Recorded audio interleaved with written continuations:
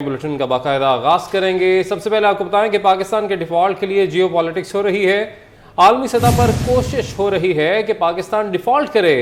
वजीर खजाना इसहाक डार ने कहा है कि वो चाहते थे कि पाकिस्तान पहले श्रीलंका बने, फिर IMF से बात करें। उन्हें परेशानी है कि पाकिस्तान डिफॉल्ट क्यों नहीं कर रहा। इसहाक डार ने वाज़ेह कर दिया, IMF की हर बात नहीं मान सकते। बज़ाहिर पाकिस्तान जा रहा है, IMF को छोटी छोटी टैक्स छूट चुभ रही है। टैक्स छूट नहीं देंगे तो शरह नमू कैसे बढ़ेगी। कैसे देंगे? याद है ना अप्रैल के एंड में मैंने कहा था हर पेमेंट हो रही है आपके सामने, 1.5 महीने तो गुजर गए। IMF के साथ जो मुज़ाकरात हो रहे थे वो नाकाम हो गए हैं। तो आपने नाकाम क्यों? मेरे नजदीक कोई नाकाम नहीं। कैसे देंगे? याद है ना अप्रैल के एंड में मैंने कहा था हर पेमेंट हो रही है आपके सामने, 1.5 महीने तो गुजर गए। IMF के साथ जो मुज़ाकरात हो रहे थे वो नाकाम। आपने नाकाम क्यों? मेरे नजदीक कोई नाकाम नहीं। तो IMF की हर बात नहीं मान सकते, वज़ीर ख़जाना की जानिब से ये कहा गया है। इसी पर बात करेंगे। हमारे नुमाइंदे वकास अजीम हमारे साथ मौजूद हैं। वकास, कहिएगा क्या कहना था इसहाक डार का इस मौके पर?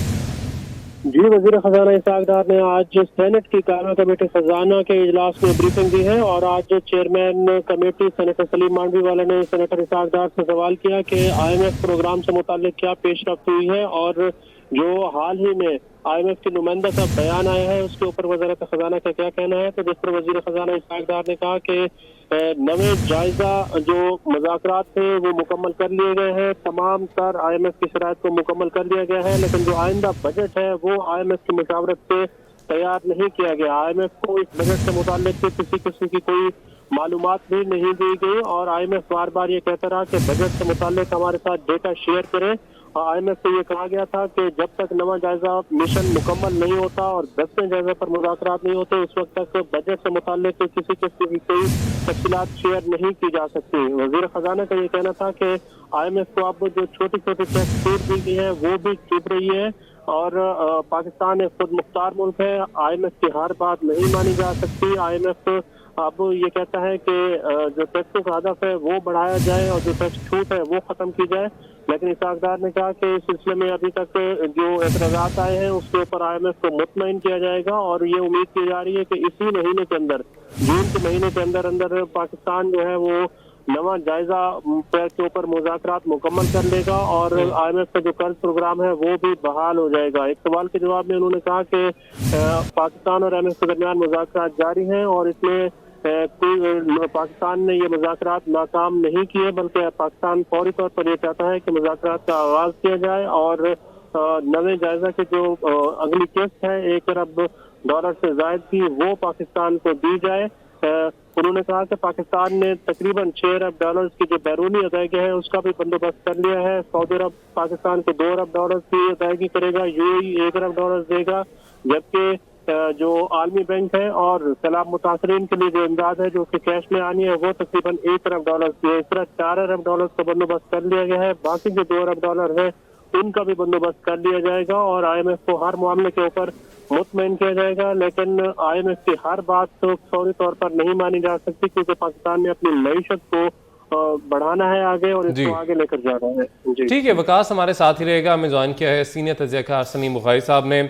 सलीम बुखारी साहब, गुफ्तगू भी आपने वकास की मुलाहिजा की। इसहाक डार साहब कह रहे हैं कि पाकिस्तान के डिफॉल्ट के लिए जियो पॉलिटिक्स हो रही है और साथ ही साथ IMF के हवाले से उन्होंने कहा है कि पाकिस्तान एक खुद मुख्तार मुल्क है, हर बात नहीं मानी जा सकती IMF की और छोटी छोटी टैक्स छूट IMF को चुभ रही है। जो तमाम तर गुफ्तगू है और जिस तरफ मामला जा रहे हैं, मौशी सूरत हाल पाकिस्तान की जो है, क्या कहेंगे आप? बहुत शुक्रिया आपका। देखिए, गुजारिश है कि वकास ने काफी हद तक इसकी तफसील जो है, यानी जो मईशत से मुतल्लिक इसके फिक्र वगैरह हैं वो सारे तो उन्होंने बता दिए हैं।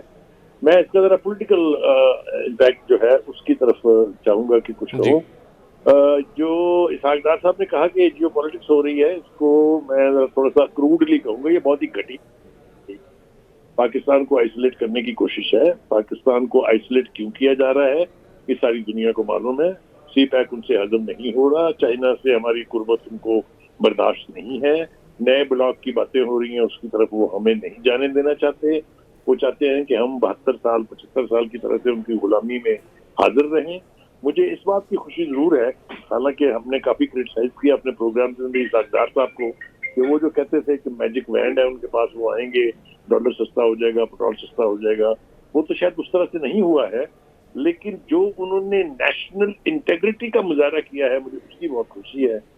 उन्होंने एक तो IMF की कंडीशनैलिटीज को A to Z मानने से इनकार कर दिया।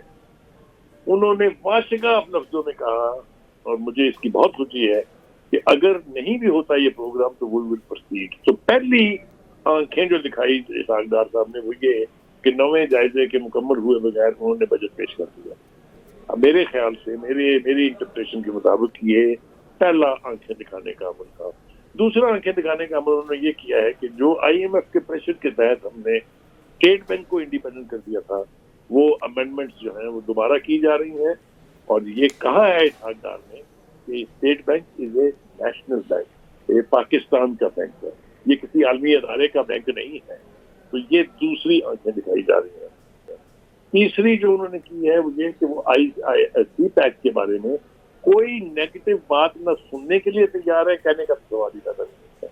तो मुझे इस एतबार से बहुत खुशी है जी। इसाकदार साहब ने नेशनल जो एस्पिरेशंस होती हैं, जो कौमी उमंगें होती हैं कि मुताजी ना की जाए किसी की, उसके मुताबिक एक्ट किया है। थोड़ा नुकसान होगा जरूर, थोड़े मुश्किल हालात आएंगे जरूर, लेकिन ये जो हमें डराया जा रहा था कि श्रीलंका बन जाए, श्रीलंका बना देंगे हमें, वो मेरे ख्याल से इसाकदार साहब ने गट्स का मुजाहरा किया और कहा कि जनाब, ना हमने श्रीलंका बनना है, ना हमने आपको श्रीलंका बनाने देना है। ठीक है, यानी सलीम बुखारी साहब, आपने जैसे कि आप ही का जुमला कि पाकिस्तान ने भी अब आंखें दिखाना शुरू कर दी हैं। हमें ज्वाइन किया है डॉक्टर फारूक सलीम साहब ने, मौसी तजियाकार हैं। सर, बहुत शुक्रिया आपके वक्त का। इसाकदार की जानिब से आज जो स्टेटमेंट सामने आया है, उनकी जानिब से कहा गया कि छोटी छोटी टैक्स छूट IMF को चुभ रही है, हर बात IMF की नहीं मानी जा सकती, और इसको देखा ऐसे जा रहा है कि पाकिस्तान ने अब आंखें दिखाना भी शुरू कर दिया IMF को कि हम आपकी हर बात नहीं मान सकते हैं। सर, आपको ऐसा लगता है कि इस सब के बाद IMF प्रोग्राम जो पाकिस्तान का है वो बहाल हो जाएगा, पाकिस्तान को लोन मिल जाएगा? देखिए, दो बातें हैं। पहली बात यह है कि हमारी कनपट्टी पे कोई बंदूक रख के हमें जबरदस्ती IMF के पास नहीं लेके जाता। हमारी अपनी माशी पॉलिसियां और जो उनमें गलतियां होती हैं, उनके नतीजे में जब हमारे सेंट्रल बैंक के पास, स्टेट बैंक के पास डॉलर के ज़खायर ख़त्म हो जाते हैं, फिर हम मजबूरन IMF के पास भागते हुए जाते हैं।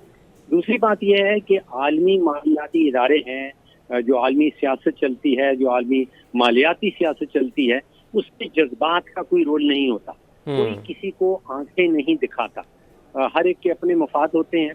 पाकिस्तान को जरूरत है कोई 24 बिलियन डॉलर की जो अगला माली साल आने वाला है। ये माली साल तो हमें बताया जा रहा है कि 3.7 अरब डॉलर की बैरूनी अदायगियां हैं। जून की 30 तारीख तक स्टेट बैंक के पास लगभग 3 अरब डॉलर पड़ा है, तो शायद जून 30 तक तो कोई इशू नहीं है। लेकिन पाकिस्तान को जरूरत पड़ेगी अगले माली साल, यानी कि 12 महीनों के पीरियड के दौरान कोई 23-24 अरब डॉलर की, और कोई मालियाती इदारा, कोई फ्रेंडली कंट्री इस काबिल नहीं है कि जो पाकिस्तान को अगले 12 महीनों के लिए 24 अरब डॉलर की खैरात दे दे।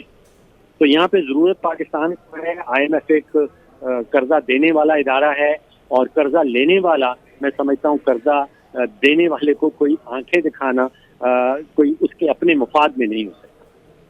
ठीक है, यानी आपको लगता है कि ये जो तमाम तर सूरत हाल है ये पाकिस्तान के मफाद में नहीं होगी। सर, यहाँ पे कुछ तजावीज़ भी हम चाहेंगे अगर आप कुछ शेयर करें।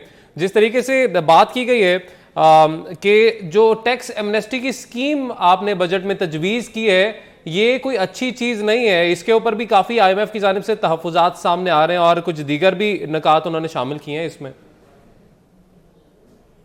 देखिए, मैं समझता हूँ ये कोई अनोखी तजवीज़ नहीं है। माजी में हमारी माशी तारीख में बहुत सारे ममालिक इस किस्म की तजावीज़ कर चुके हैं, उन पर अमल दरामद की भी कोशिश हो चुकी है, लेकिन एक वाज़े जो नतीजा निकलता है कि इस किस्म की तजावीज़ जो हैं वो कामयाब नहीं हो पाती। फिर FATF का मामला आ जाता है, जिसमें मनी लॉन्ड्रिंग का इशू शुरू हो जाता है। और अगर कोई मुल्क किस्म की तजावीज़ दे रहा है, इसका मतलब यही है कि माजी में वो गलत माशी पॉलिसीज बनाता रहा है, और उन गलत माशी पॉलिसीज के नतीजे में अब वो इस स्टेज पे आ गया है कि वो इस किस्म के तिनकों का सहारा लेने लगता है। ठीक है सर, बहुत शुक्रिया। हमारे साथ ही रहेगा सलीम बुखारी साहब भी हमारे साथ ही मौजूद हैं। सलीम बुखारी साहब, ये जो बयानात आते हैं इसहाक डार साहब की तरफ से, पॉलिटिकली तो शायद कहीं पर इसका फायदा हो जाए, मगर IMF से जब मुज़ाकरात की बात होती है वहां पर क्या इन बयानात का फायदा होगा? क्योंकि ऐसे भी बयानात इसहाक डार साहब की जानिब से दिए गए कि पहले जिस तरह आपने जिक्र किया कि कहा गया कि मैं डॉलर को 200 पे ले आऊंगा, फिर बाद में कहा गया कि हमें समझ ही नहीं आ रही क्या हो रहा है, कौन से ऐसे अनासर हैं जिसकी वजह से डॉलर इतना महंगा हो गया है। तो ये जो बयानात है इसको आप कैसे देख रहे हैं?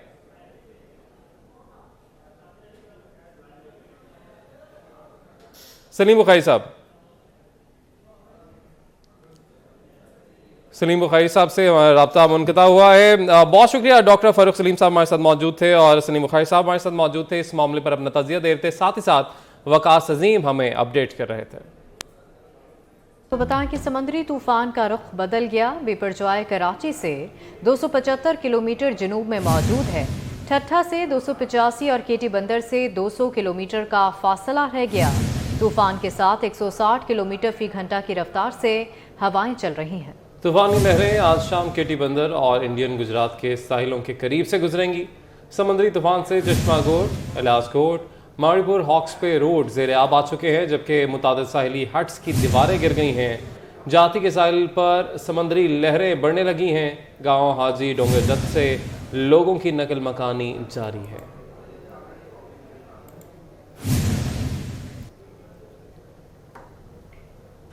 समंदरी तूफान बिपरजॉय के असरात कराची में वक्फे से तेज हवाओं के साथ हल्की बारिश का सिलसिला जारी है। इंतजामिया भी मुतहरिक हो गई। तमाम तर इंतजामात मुकम्मल कर लिए गए हैं। कराची से मजीद जानेंगे, इकरा अवान हमारे साथ मौजूद हैं। इकरा, बताएगा इंतजामात के हवाले से। सीवियो 2 दरिया पर मौजूद हूँ और बिपरजॉय तूफान के पेश नज़र सिंध भर में हाई अलर्ट जारी कर दिया गया था। दफ़ा 144 जो है वो नाफिज कर दी गई थी। शहरियों को समंदर की जानिब आने से मना कर दिया गया था कि शहरी जो हैं वो घरों में महदूद रहें और समंदर की जानिब आने से गुरेज करें। मगर यहाँ पर ये देखा जा सकता है कि दफ़ा 144 की खिलाफ वर्जी करते शहरी जो है दिखाई देते हैं। शहरी जो है कराची वाले स्पेशली जो है यहाँ पर तूफान को जो है बहुत करीब से देखने के लिए यहाँ पर मौजूद है। बड़ी तादाद में शहरी यहाँ पर मौजूद है। पुलिस की भी बड़ी तादाद यहाँ पर मौजूद है। पुलिस आती है यहाँ पर शहरियों को मुतहरिक करती है।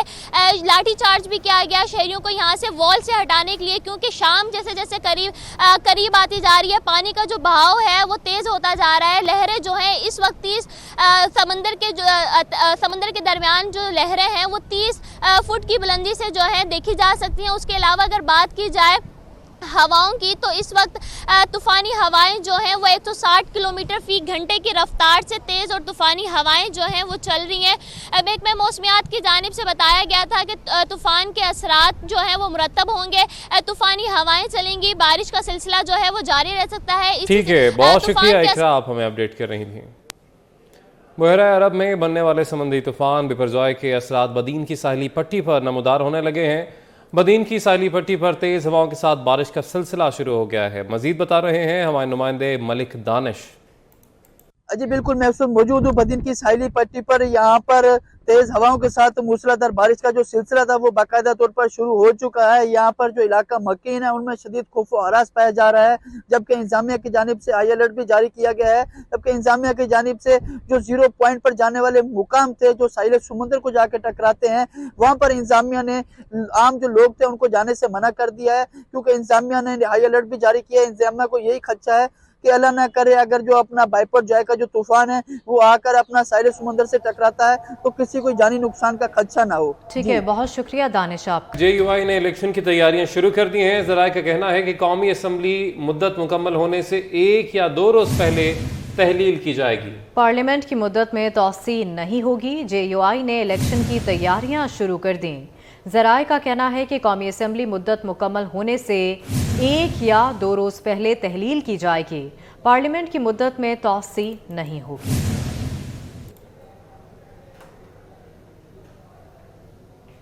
PDM के सरबराह मौलाना फजलुर रहमान की सऊदी सफ़ीर नवाफ बिन सईदुल मालिकी से मुलाकात हुई। मुलाकात में पाकिस्तान और सऊदीया के ताल्लुकात पर तबादला ख्याल किया गया। हज 2023 के इंतजामात से मुतल्लिक भी मुशावरत की गई। मुलाकात में वफाकी वजीर बराए मजहबी उमूर सेनेटर तलहा महमूद भी शरीक हुए। न्यूज़ स्टूडियो से फिल वक्त इतना ही।